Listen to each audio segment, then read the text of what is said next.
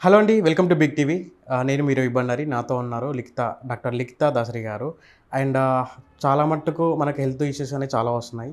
And health issues topics పైన మనకి solutions and treatments ఎలా ఉండాలనేది మనకు క్లియర్‌గా చెప్పడానికి మేడం ఉన్నారు. సో, మేడంని అడిగి తెలుసుకుందాం. Hello ma'am. Hello. Sciatica pain ఇది చాలామందికి తరచుగా వస్తున్న పెయిన్. అండ్ కొందరికైతే తెలీదు ఇది సయాటికా పెయిన్ అనేది. సో, దీన్ని ఎలా గుర్తించాలి? ఫస్ట్ ఆఫ్ ఆల్ ఎందుకొస్తుంది? ఎలాంటి వారిలో ఎక్కువగా వస్తుంది? సో ఫస్ట్ థింగ్ సయాటికా అనేది చాలా జనరలైజ్డ్ టర్మ్. అది ఎందుకు వస్తుంది అని అంటే మనకి వెనకాల వెన్నుపూస ఉంటుంది కదా, వెన్నుపూసలో నుంచి మధ్య మధ్యలో బోన్స్లో నుంచి నర్వ్స్ అనేది బయటకు వస్తాయి. ఓకే. ఎప్పుడైనా ఆ నర్వ్ అనేది ఒత్తుకుపోవడం వల్ల మనకి ఒక డ్రాగింగ్ పెయిన్, అంటే బాగా గుంజుతున్నట్టు పెయిన్ వస్తుంది. సో దాన్ని మనం సయాటికా అంటాం. అది ఎందుకు రావచ్చు, ఎందుకు అవి ఒత్తుకుపోవచ్చు అంటే, ఒకటి డిస్క్ బల్జ్ అంటాం. ఏదైనా కింద పడ్డప్పుడు, లేదంటే అబ్నార్మల్ పొజిషన్స్లో సడన్గా కూర్చోవడం వల్ల, వెన్నుపూసలో ఏమన్నా బోన్ ఎన్లార్జ్ అయ్యి, అదే డిస్క్ బల్జ్ అయితే అది ఒత్తుకుపోయి, ఆ ఇన్ఫ్లమేషన్ వల్ల ఒత్తుకుపోయి ఇలాంటి పెయిన్స్ రావచ్చు.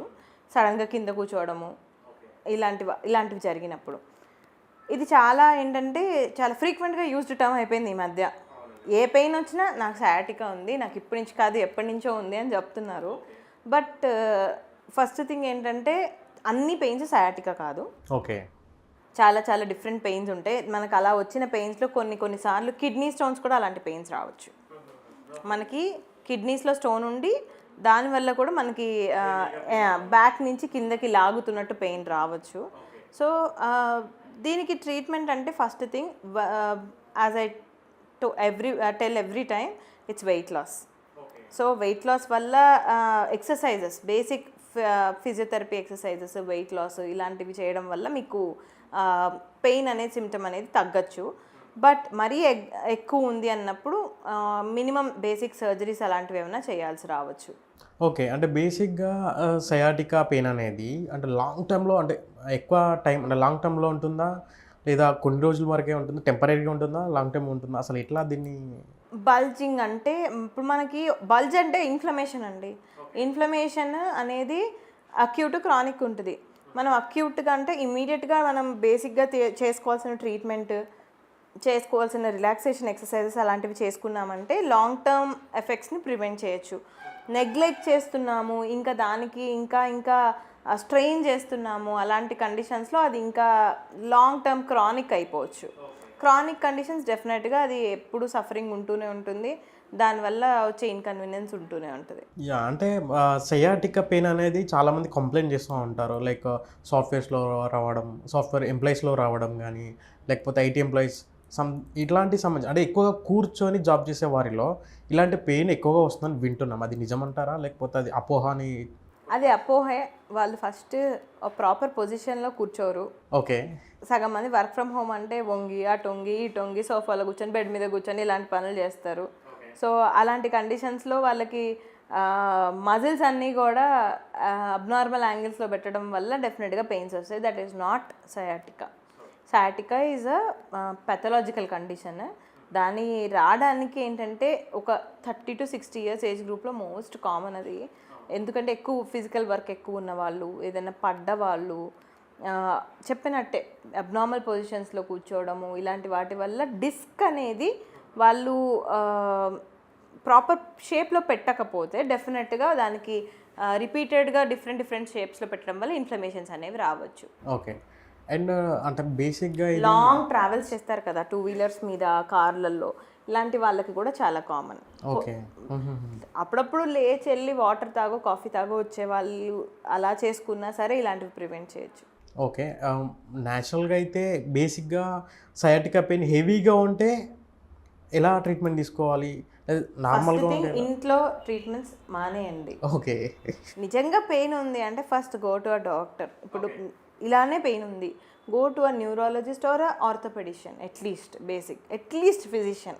నిజంగా పెయిన్ ఉంది అంటే అది ఎక్కడ ఉంది ఏంటి అనేది ఎగ్జామిన్ చేసి ఇవాల్యుయేట్ చేసి, ఎంత సివియర్గా ఉంది అంటే ఇమీడియట్ రిలీఫ్ కోసం ఏమన్నా ఇంజెక్టబుల్స్ అవసరమా, లేదు ట్యాబ్లెట్స్ వేసుకుంటే సరిపోతుందా, ట్యాబ్లెట్స్లో కూడా నిజంగా పెయిన్ కిల్లర్స్ అవసరమా, లేదంటే నర్వ్ రిలాక్సేషన్స్కి సరిపోతుందా, అవన్నీ డాక్టర్ ఎగ్జామిన్ చేసి డిసైడ్ చేయొచ్చు.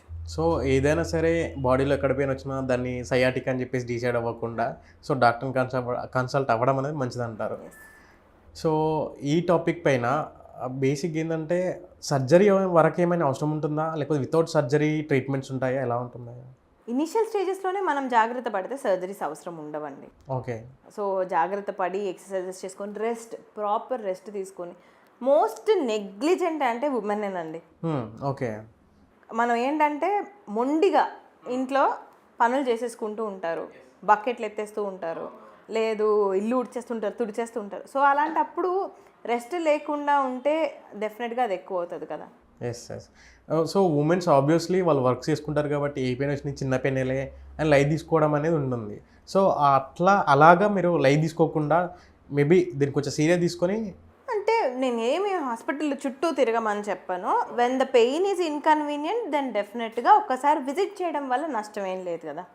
వన్ విజిట్ అండ్ ఆ పెయిన్ని మనం ట్రీట్ చేయగలిగితే that's good only, no instead of suffering for very long. Okay ma'am. అంటే ఇది మీరు అంటున్నారు కదా ఉమెన్లో ఇలా ఉంటుందని చెప్పేసి, బేసిక్గా అంటే సయాటికా పెయిన్ ఉమెన్లో అండ్ మెన్లో ఎలా ఉంటుంది, డిఫరెంటేషన్ ఎలా ఉంటుంది? అలా పెయిన్ ఒక్కటే ఎలా ఉంటుంది. మెన్ ఏంటంటే బయట స్ట్రెస్ అవన్నీ తీసుకోగలరు, కానీ ఇలాంటివి చిన్న చిన్నవి they are more conscious. Okay. Women ఏంటంటే ఇలాంటి ఎక్స్టర్నల్ స్ట్రెస్ని తొందరగా ఎఫెక్ట్ అవుతుంది వాళ్ళకి. ఇంటర్నల్గా ఎన్ని నొప్పులున్నా పక్కన పెట్టేసి ఇంట్లో పని ఇంపార్టెంట్ అనుకొని చేసేసుకుంటారు. అంటే బేసిక్ సైకాలజికల్ కూడా ఎఫెక్ట్ చూపిస్తుంది అంటారా? వాళ్ళకి ఇవన్నీ అసలు it's nothing. We delivered a baby, అసలు మేము ఆ పెయినే తట్టుకున్నాం, ఇదంతా ఏంటి మాకు నాన్ సెన్స్ అని అనుకుంటారు అంతే.